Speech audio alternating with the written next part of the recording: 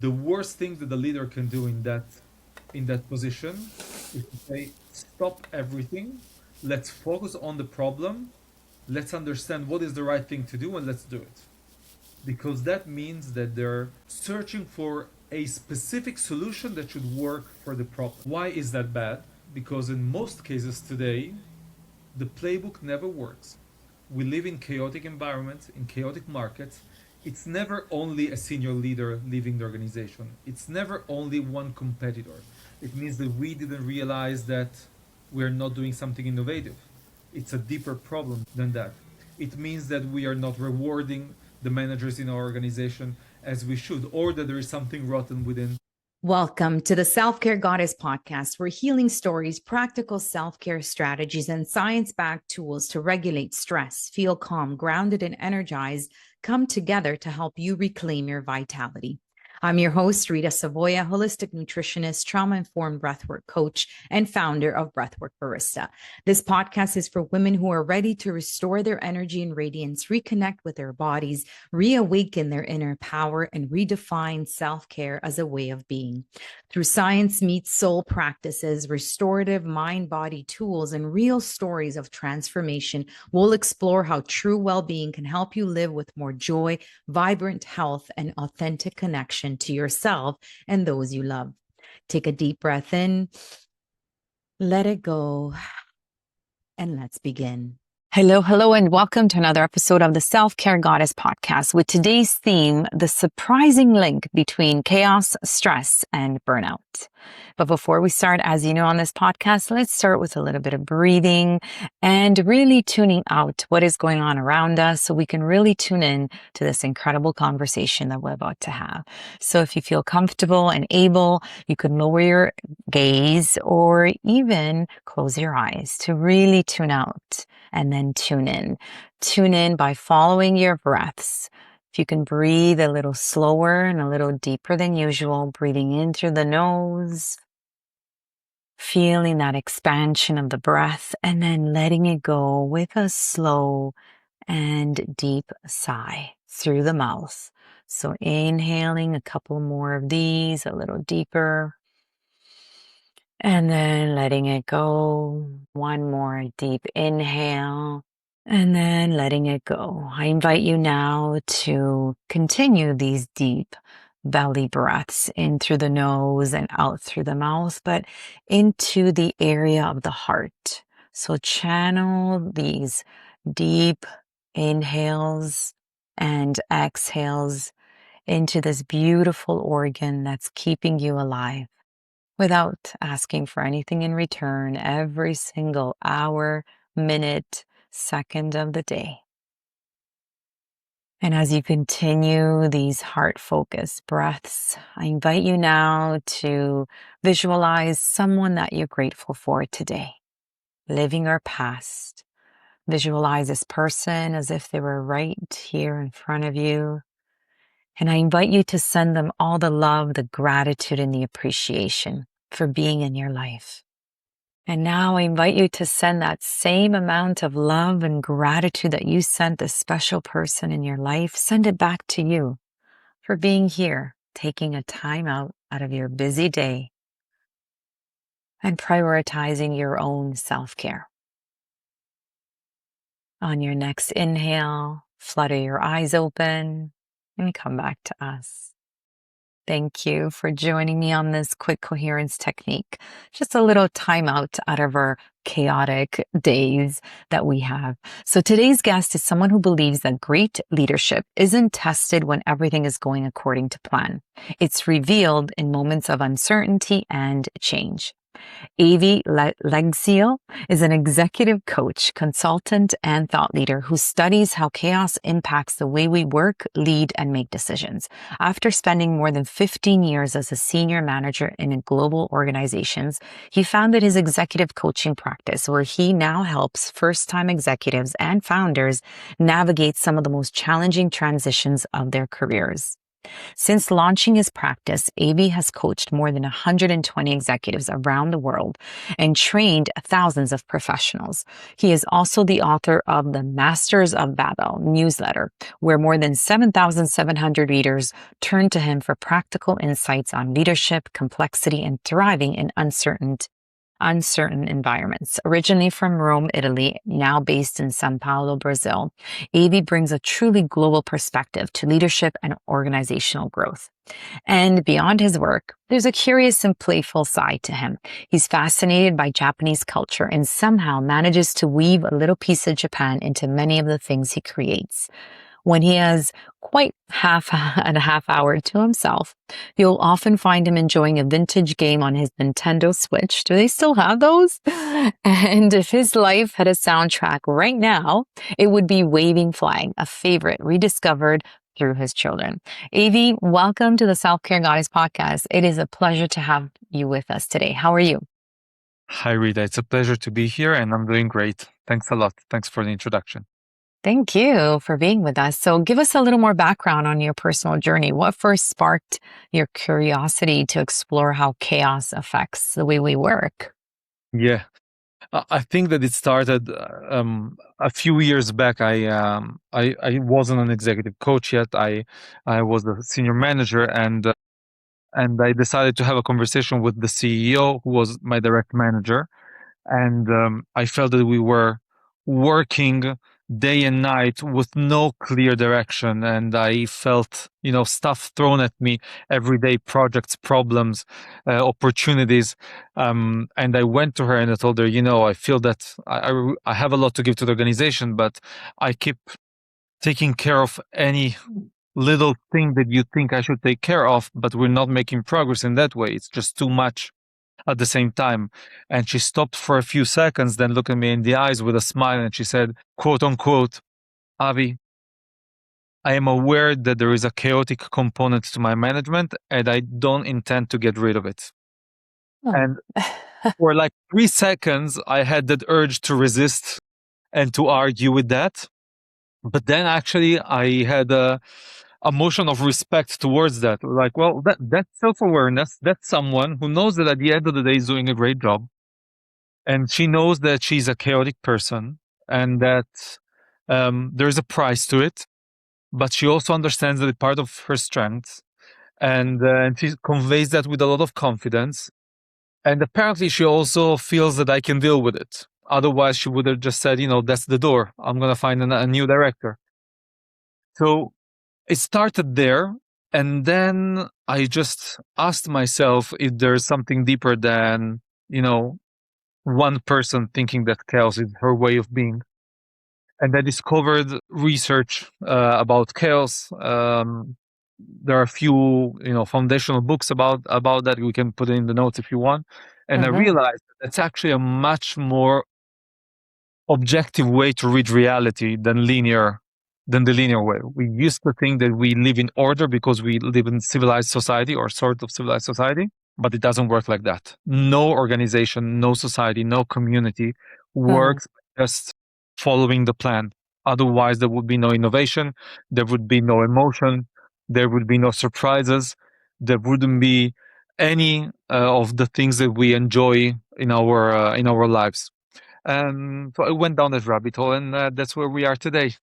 Amazing. And I love it. I love it. I want to explore more. So what are we missing about the positive sides of chaos? And I'll tell you, actually, I often say to my clients, especially when I train breathwork facilitators as well, and when they first get all the information, it's just like, whoa, well, how do we do all of this? And I always say, before there's that curiosity, then we have chaos, but then we have clarity. So that chaos needs to happen for that clarity to be reached. So that's sort of how I see chaos, right? And so tell us a little more what you think. What are sort of those missing pieces about the positive sides of chaos and experiencing chaos? Yeah, but I have to say that I really love your example because I think that really makes the point. I mean, when as a consultant, I hate when a client comes to me and tells me, we want to build a new initiative and you can do whatever you want. We're just going to start from zero, right? Carte blanche. No, that means that there's no data, there are no ideas. Maybe there's a tiny idea that someone said, let's do something with it. There's no conflict. There's nothing generative about it. It's just a blank slate. And the blank slate is a very boring slate. It's not a generative slate. It's like the exercise of the kid that is, doodling something on a sheet, and then a grown up comes in and wants to turn it into a beautiful drawing. That's starting from chaos. That's starting from a problem.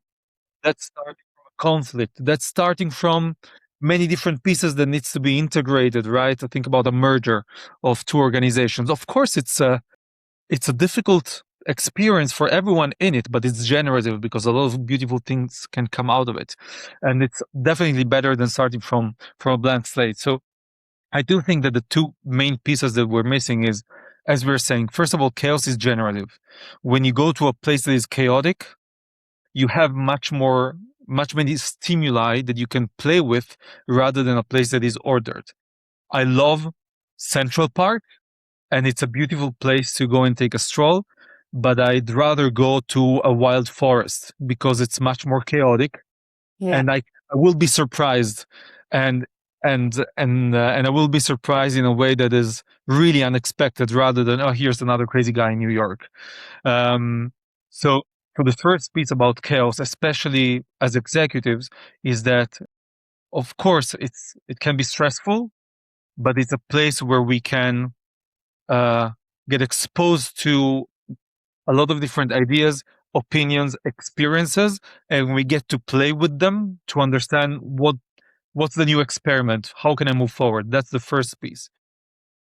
The second part of chaos that I think that we are missing is the following. Think about the average crisis in an organization. PR, someone wrote something bad about the organization, senior manager is leaving the organization abruptly, business is going, a competitor came in with a very similar product to the one that we are developing, and now we have to, pivot in some way. And that's a proper crisis, meaning the bankrupt might get closer because of that crisis. Uh-huh. The worst thing that the leader can do in that position is to say, stop everything. Let's focus on the problem. Let's understand what is the right thing to do, and let's do it. Because that means that they're searching for a specific solution that should work for the problem. Why is that bad? Because in most cases today, the playbook never works. We live in chaotic environments, in chaotic markets. It's never only a senior leader leaving the organization. It's never only one competitor. It means that we didn't realize that we're not doing something innovative. It's a deeper problem than that. It means that we are not rewarding the managers in our organization as we should, or that there is something rotten within the culture of the organization. It means whatever. It could be 1,000 different things. And just locking in and searching for a solution, for a quick fix, is gonna lead to new problems. Who succeeds in managing those situations are actually the leaders who can look at the problem and go divergent and say, okay, what can we ask about this situation that can let us entertain new innovative solutions or new innovative perspectives to deal with it? So if there is a senior manager leaving abruptly, maybe it's an opportunity to think in a different way about how the organization manages their senior leadership. If the competitors are bringing a product very similar to what we are developing, maybe we can think about all the different options we have to this technology that we've been developing to launch a different product or to add a genius feature to our existing products. The living in a certain degree of chaos brings richness, brings variety. We are exposed to a lot of stories, a lot of ideas, a lot of perspectives that help us solve complex problems when they arise. If we lock in throughout most of our life into one discipline, one field, one experience, one way of thinking about what we do, we are going to be very poor from a cognitive and emotional perspective, and we won't be able to tackle complex problems when they will arise. I agree. Yeah, and it just brings to the forefront resilience. Yeah, that word just popped up for me. yeah, it I makes feel sense. like the more we flex that chaos muscle, the more resilient we become. So, in your opinion, have we become less familiar or adaptable, I guess, to chaos over the years? And maybe your opinion in terms of what caused that. That's a super interesting question. Let me think about it. So I think that the beautiful piece about it is that there's no such thing as training for chaos, right? Yeah. Meaning there's research about that. They call it crisis readiness. Right. Risk management or something. Yeah. Okay. Yeah, you just get used to react properly when. Uh-huh. I think that your question is more interesting than that, because we're basically saying the more we live in chaotic environments, the Uh-huh. better our muscle is, the stronger our muscle is. So even if we're not being intentional about Uh-huh. reacting to chaos, and actually we've been trying for a long time to do the opposite, right? All of Yeah. us know that we want to control the lives of our employees. We want to control the lives of our families and children and close ones. If we feel that they're going to do something that is too risky or strange to them, the first thing that we say is, well, think about it. Maybe that's not good for you. Don't, right? The Uh-huh. famous comment. Uh-huh. We, we, we don't like thinking about chaos as a beneficial state. We think about it No. of Yeah. risk. Yeah. Lucky for us, chaos doesn't care.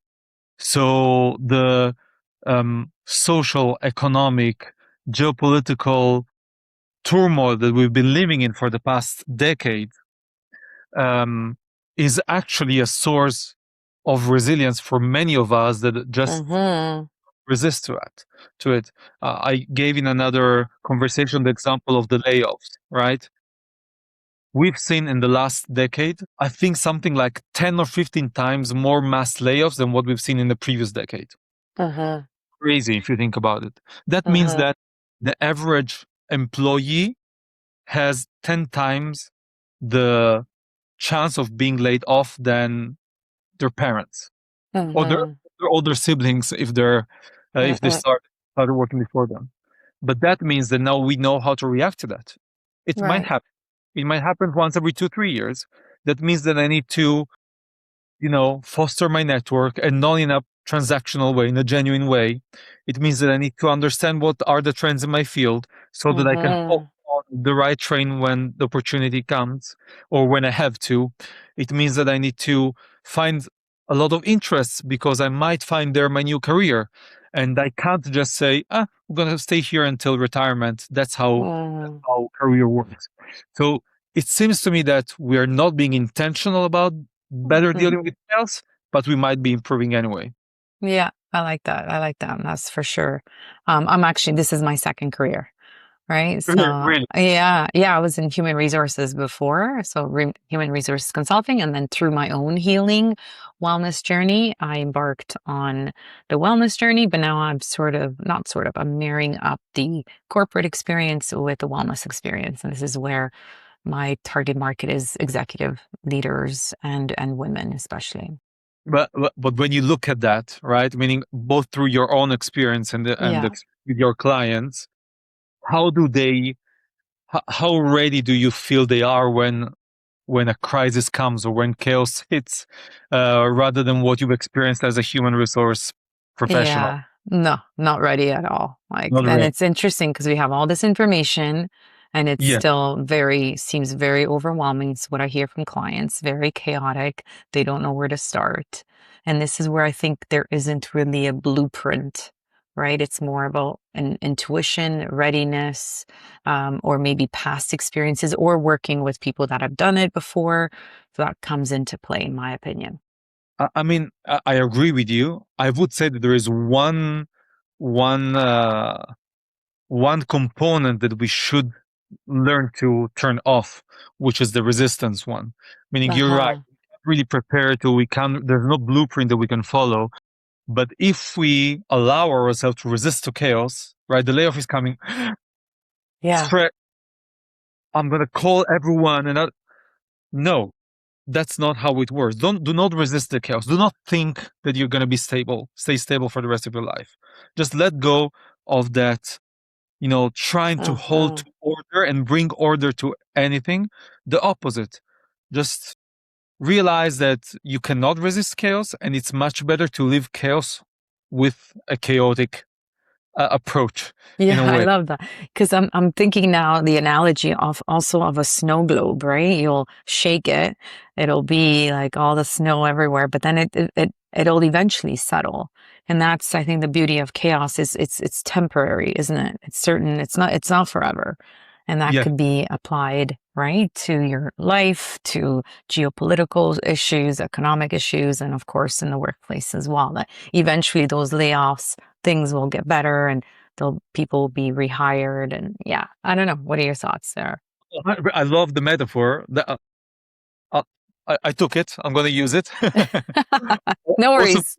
no The one. royalties will be in the mail, Yeah, Abby. I'll send you the bill no problem. No problem. I'm every happy. time you use it. Uh, I don't think that anyone buys a snowball just to keep it there without ever touching the snow, right? Meaning the beautiful piece of the snowball is the Yeah. snow coming down, and you actually decide to trigger it. So maybe I'm forcing a little bit the metaphor, but I think that that's actually the the power of embracing that kind of approach. Well, you know that there are moments in life when you can just say, I'm going to trigger chaos now. I'm going to leave my job, even though it's super comfortable, Hmm. because I want better opportunities. And I'm not going to get to better opportunities just by staying where I am. Or I'm Hmm. going to move to a different country. Or I'm going to, I don't know. Uh, there are plenty of examples that we can think of. That's actually a litmus test to understand whether you are ready. There is some readiness. Yeah, I can even trigger cows by myself, and I know how to manage it. I'm gonna leave my job. Yeah. Of course, I'm gonna do it in a responsible way. I have enough money put aside, Right. and Yeah. I have food, and Hmm. I have relationships. Uh, but then I can leave, and I will find my next path, and that's okay. It works like that now. Right, right. Yeah, I love that. So it also to me it sounds like it's how you respond to the chaos as well, and how ready and equipped you are, but whether it's the experience or the mindset. So are there any sort of, is it a specific character, maybe more of a risk taker versus an introvert person? I'm just like making this up here, but or any skills that we can be sort of better equipped with that can help us through these chaotic stages of our lives? Rita, I never thought about whether there is a specific character that helps. I'm sure that there is, and I think that I've seen some research about it, but most of it is quite obvious. Of course, people that are lower on neuroticism uh, cope better with chaotic times. I think that the skills question is an interesting one, because what I found is that there are two skills that are very useful for that, and I think that we've touched upon the first one. The first one is really an explorative muscle. If you take time to explore disciplines, stories, ideas, concepts, paradigms that are strange to your day to day, your ability to deal with something that is chaotic, different than your expectation, is higher. I'll give an example. So, one of the trends that we've seen in the past few months is that a lot of companies are hiring from outside the field. So, a tech company might bring someone from food and beverages, an event planning firm might bring someone from consulting, etc., etc. Why so? Because those people have the basic skills to work in an organization, but they bring something different, a different way of thinking. By design, they've spent 5, 10 years in a different field. So when the guy that comes from food and beverages needs to craft the experience that the tech company wants to provide to the customer when they're opening the app, the way that he thinks or she thinks about the experience, different than the UX UI engineer that is crafting the app experience. And I think that taking the time to expose ourselves to new disciplines and models, which could be going to new places and taking the time to schedule coffee with people that work in different areas or that have radically different interests than ours, or of course just adding to our feeds, if anyway we're spending time on social media, adding to our feeds groups or content creators that talk about stuff that we never Right. right, meaning I added to my Substack something like 5 to 7 fashion experts, and I've never done that before, but it's fascinating, and it's a different way of thinking about the experience and the aesthetic experience and craft, etc. So that's the first muscle. It's an exploratory muscle, and we need to be proactive about that. The second one, and I'm really curious to hear what you think about this, is a reflective muscle, meaning we need time to articulate our thoughts and our insights. And a lot of us spend time journaling, and journaling is great for a lot of reasons, but I'm not talking about that. That's not necessarily reflection. Reflection needs to be a little bit, the main difference that I point at is that reflection is full sentences. You want to articulate specific learnings, specific insights from your experience. You want to think about what you're going to do with that. How does that change the way that you think about your work? And how are you going to integrate it into your practice? So when I work with my clients, I help them integrate a reflective practice in their routine. You don't need 3 hours. You need 1 hour in your favorite cafe with your favorite notebook once a week, and just ask yourself the right questions about what have you learned, even the tough parts, even like the mistakes. What does that mean about how you think about your work should be done and how you relate to your colleagues and to your family? Why not? What does that mean about in which trajectory you're supposed to take? What change trajectory you're supposed to take? And that articulation helps a lot with being able to articulate also the chaos that we encounter and how to play with it, so that we can find new solutions or experiments that we can implement. What are your thoughts about those two pieces? Because it seems to me that there's an overlap with your practice.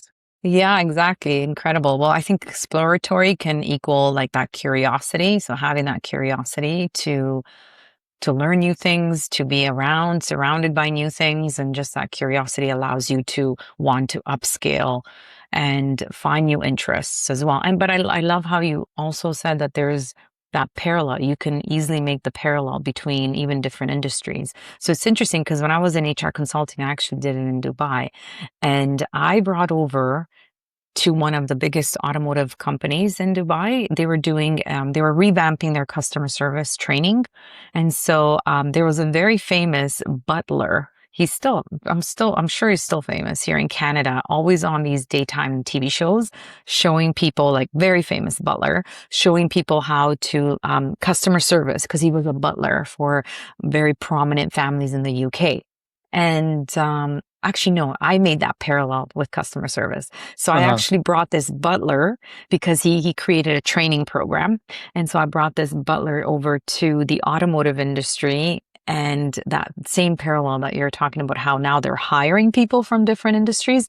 So I made that, and we created a training program that was, the fundamentals were from, how to serve someone and make them feel like royalty from a butler's perspective, but in the automotive industry. So it was quite interesting how that happened. So, and I think that only happens if you have that exploratory or that curiosity and want to be like, oh yeah, it's true. How does a butler make you feel like royalty, right? Yeah. I love that. And first of all, yeah, it's really a muscle. Meaning you have to develop that, and you need to know that. It just made me think about one experience of mine. I remember that when back when I was a senior manager, so I hired a team, and it wasn't the first time that I was a manager, but it was the first time that I went back to become a senior manager since I had kids. And I remember that I hired a team, and there was one specific person in my team that, after a few months, I felt that maybe it wasn't the right hire, and I was very frustrated by it, and I didn't want to, end the corporation. So I thought about it a lot. And then one night, I remember that I was home, and one of my kids threw a tantrum, and that was very frustrating as well. But I still had that team member in my mind, and I thought about my kid. Well, there's no big difference. I can't fire my kid. I can't just say let's end the employment. I'm sorry, the contract is over.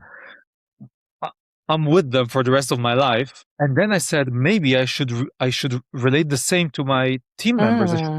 They're disposable. I should say, they're with me.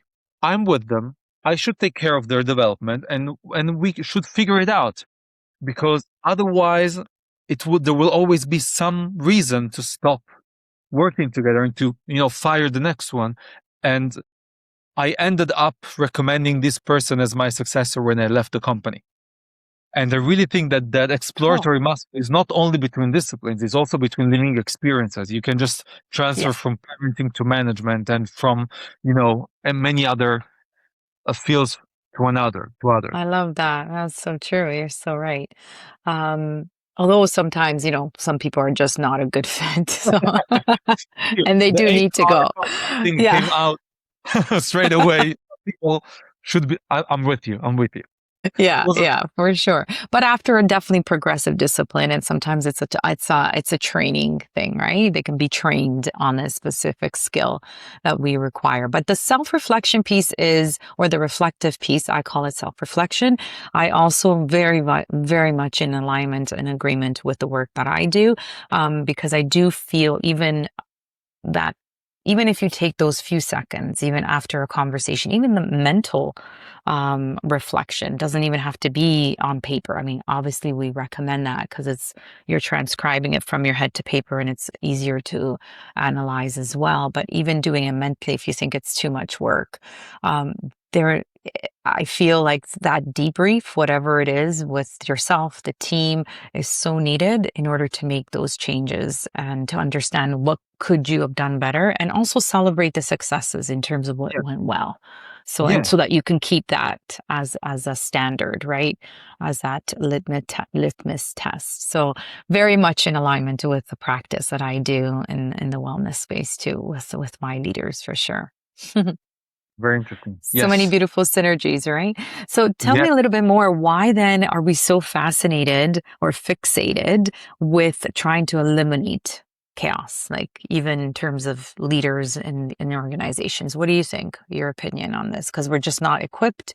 Maybe fear kicks in, doubt. Like, what is that? That's an interesting point. And I think that it's a bit of a painful point. Some of it is evolutionary, meaning there is a concept which is called the free energy principle, which basically means that we are constantly experimenting with new stuff because we want to predict what might happen in our future to avoid danger, right? So for survival, survival, meaning you want to, when you have a baby, you want the baby to taste different food because you want to carefully see if there are allergies, if there are things that they might throw up because they really dislike, etc., etc. And once you get your menu ready, you feel more comfortable as a parent. When you travel, you take a look at Google Maps, you take a look at reviews and TripAdvisor, etc., and you plan because you don't want to be too surprised.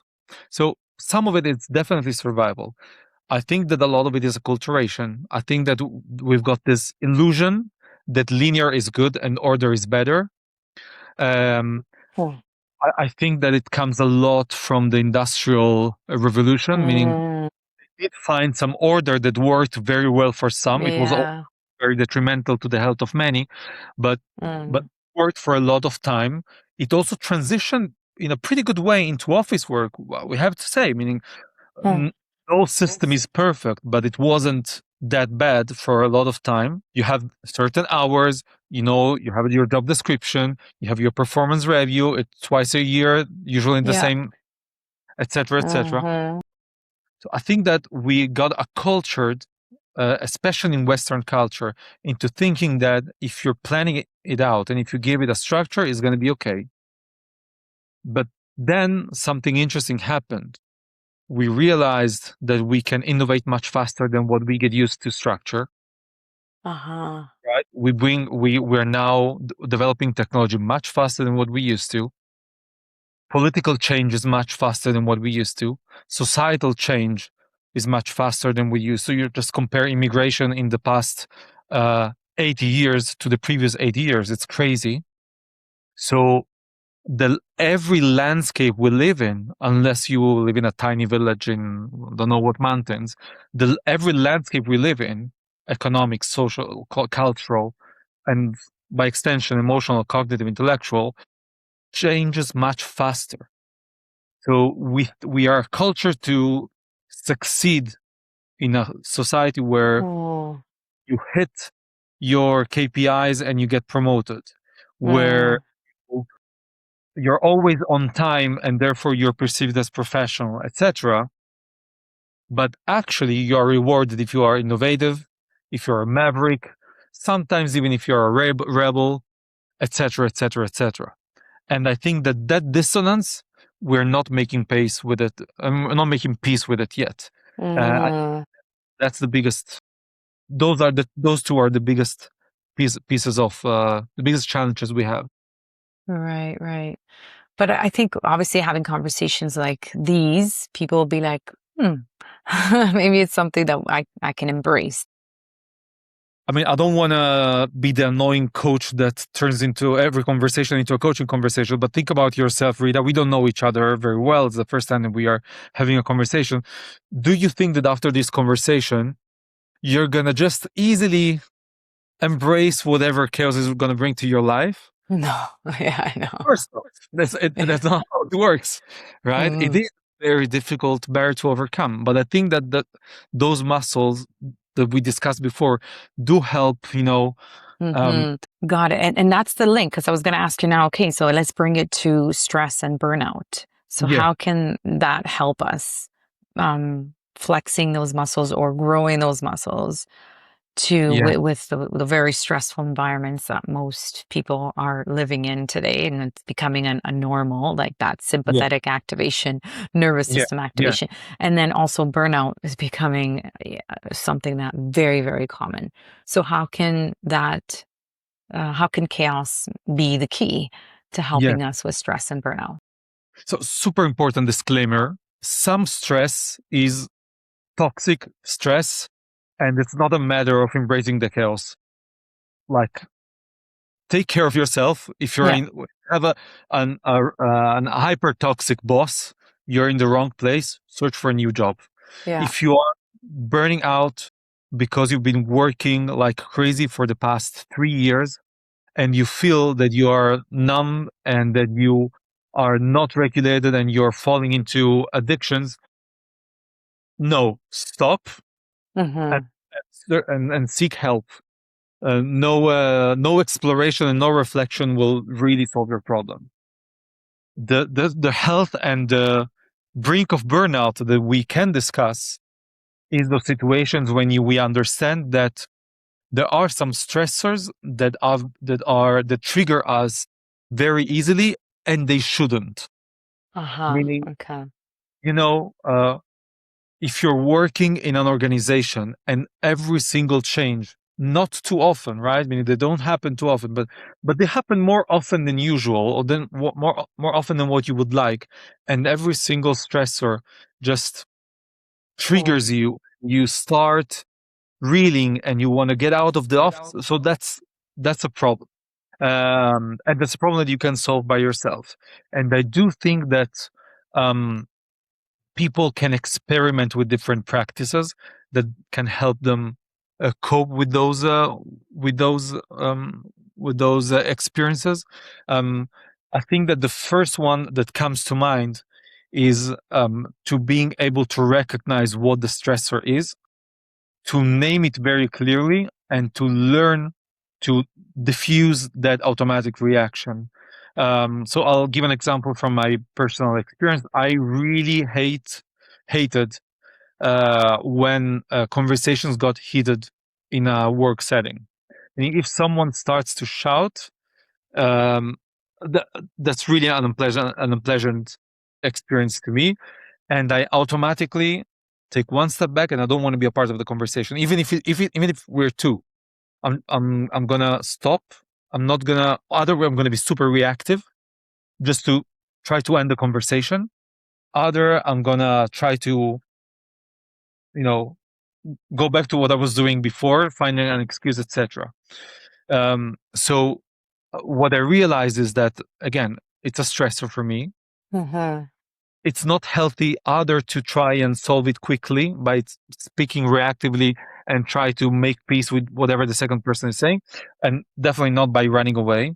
So I realized that what I'm supposed to do, the better reaction, is to stop for a few moments, take a deep breath, and I'm not saying this because I'm talking to you. Actually, maybe a few deep breaths, and say that I want to help. I understand that something is not working. Let's please not shout. I suggest that we do ABC, or what would you like me to do so that I can help? And that transition is not an easy transition at all, but it goes through steps that can be replicated. You can realize what is the stressor. It's not difficult. Stop for a few moments, reflect on when in the past 2 weeks you felt the stress spiking and what happened just before. Those are stressors that you can recognize. You can name them. For me, it was shouting. What was for you? What is it for you? And once you realize that that is a stressor, just learn to stop for a few moments, even if they're prompting you to react quickly. Don't. Nothing is going to happen. Stop for a few moments, take a couple of deep breaths, and train yourself to react in a specific way that is good to your personality. For me, it was conveying what's going on briefly and offering help. For other people, it might be something else. For other people, it might be asking to take a break and continue after 10 minutes. For other people, it might be actually to fully engage, but doing it in a conscious way. Okay, we are in an argument. I feel comfortable arguing, but I need to embrace that that's the personality that suits me. So I think that what I would recommend to most people is to, first of all, identify the stressors, learn to take those few moments of break instead of reacting straight away, and then experimenting with different reactions. And slowly you will see that the stressor doesn't stops being a stressor and just becomes a trigger that you can name and that you know how to manage in a way. Love that. Yeah, that's a beautiful, beautiful parallel between using that as a way to manage and identify and also respond differently where you might have otherwise reacted. So really, really powerful. Yeah, no, makes sense. I love it. So after working with so many leaders, I'm just curious, is there like a piece of advice that you find yourself coming back to again and again? I'm thinking about the piece of advice that we didn't mention so far, and yeah, and I think that there is one that I've found myself discussing a lot with some of the clients lately. Is as if there is some fear that some of us experience when we feel confusion. So I'm thinking about a specific client that I've been working with, a great entrepreneur, and she always started resisting to any conversation that would relate to past fears of hers. So she really doesn't like public speaking. So every time that we would explore strategies for her that would include speaking engagements, teaching, attending conferences, etc., she would just reply with her fear.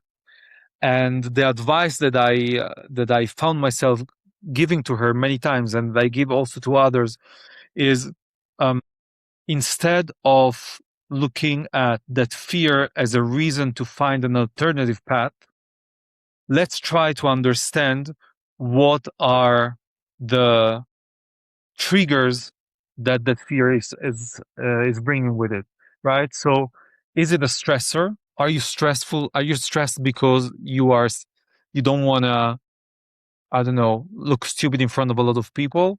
Maybe it's not stress, by the way.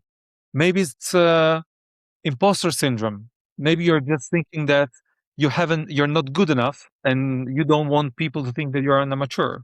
So to analyze those instinctive reactions as data, I think that it's a powerful moment to start with, instead of just looking at it as chaos and tagging it into something that cannot be understood.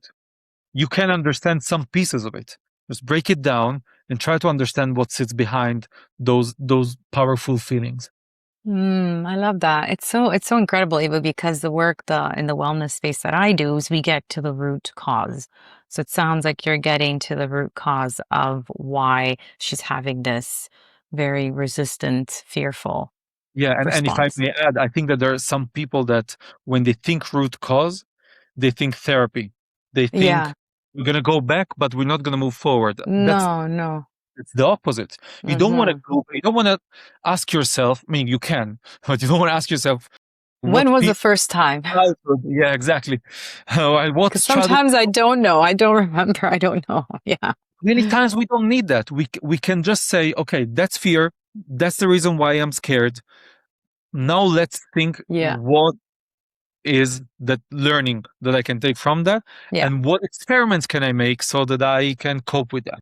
Yeah, and thank you for that, for bringing that up because I didn't mean the sort of going back to the first time you had this because I also don't like that question and I don't find it very impactful or helpful at all. 100%. And I've always struggled with that really. And it's no, but it's finding out like digging deeper, like asking the why, and then getting to that and then dealing with that. And that might usually that helps. So taking those steps.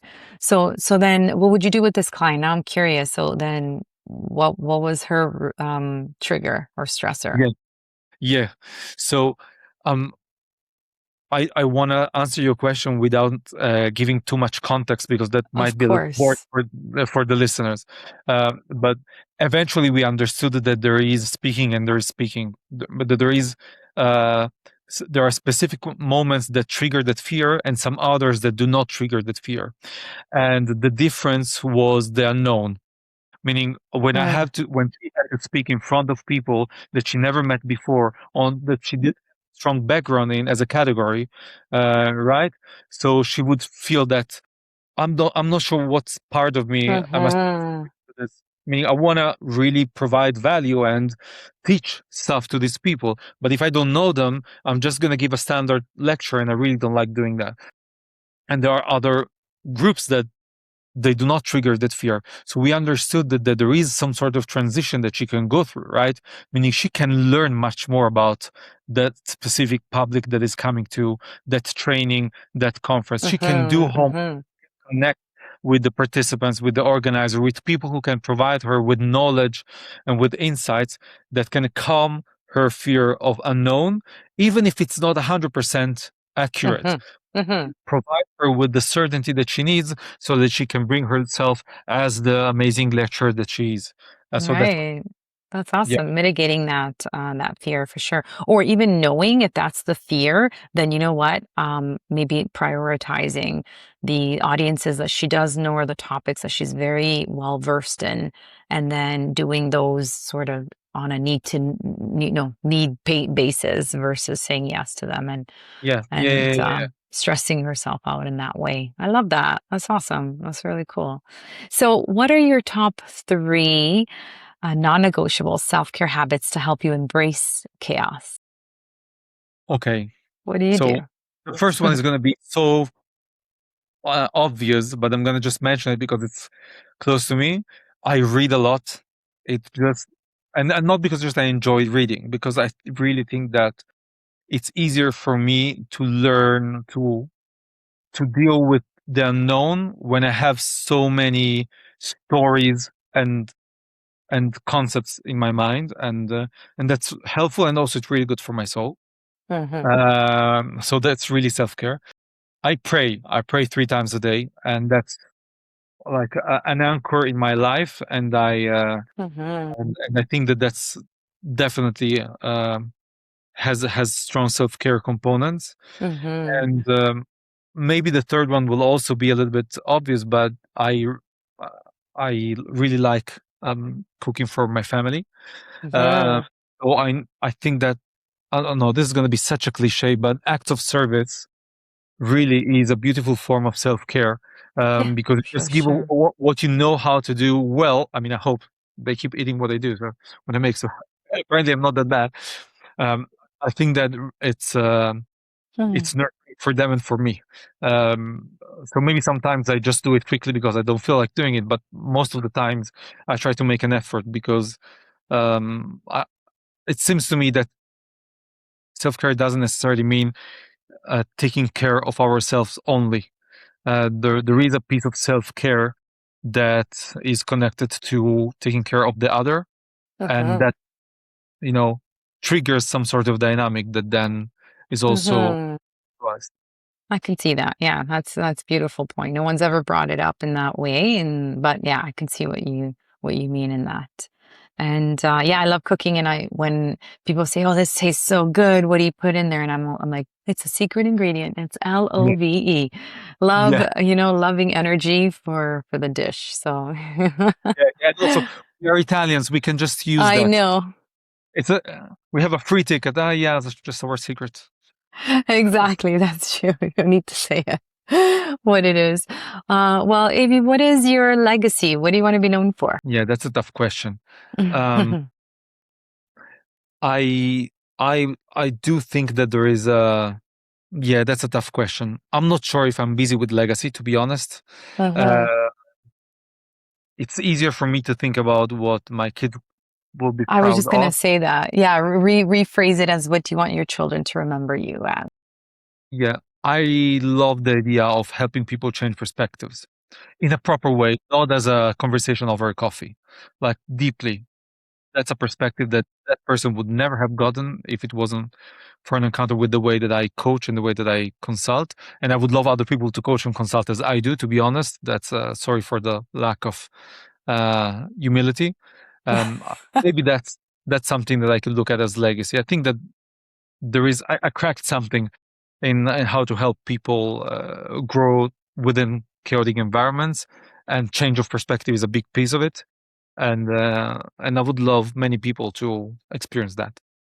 Hey, well, amazing. And if somebody is really interested in experiencing this with you, where is the best place to connect with you? And if you have any other things that you'd like to share with us, maybe how to register to your newsletter, I'd love to do that myself as well. Yeah, sure. So my website is avileg.com, Avi with a Y, avileg.com. So you can just reach out through the website. You can take a look at what I do over there. My newsletter is on Substack.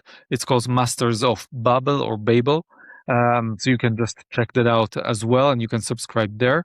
And I'm always happy to have a conversation with anyone who wants to explore, you know, how I can help. So anyone who wants to reach out through the link in the description, I'm happy to have just a conversation, of course, free of charge, to see if I can help. Most people are just happy to have that conversation, and that's good as well. Amazing. Well, thank you so much for this incredible conversation, for your insights. I definitely have a new insight in how I can start embracing chaos a little more, although I do, but now just a little more and being a little bit more conscious about it and intentional for sure. And maybe not freaking out when things don't go my way as much as I used to, right? So yes, Yeah, yeah. definitely reinforce that in this conversation. So I really, really value your time. I'm super grateful that our paths have met, and I look forward to staying in touch. Have a beautiful rest of the day. Ciao for Thank you. now. Thank you. Thank you for tuning in to the Self-Care Goddess podcast. If today's episode inspired you, share it with another woman who's ready to reclaim her vitality and lead from within. To continue your journey, be sure to subscribe, leave a review, and connect with me on ritasavoya.com. Until next time, remember, self-care isn't selfish, it's your superpower. Take a deep breath in, exhale, and keep rising. Ciao for now.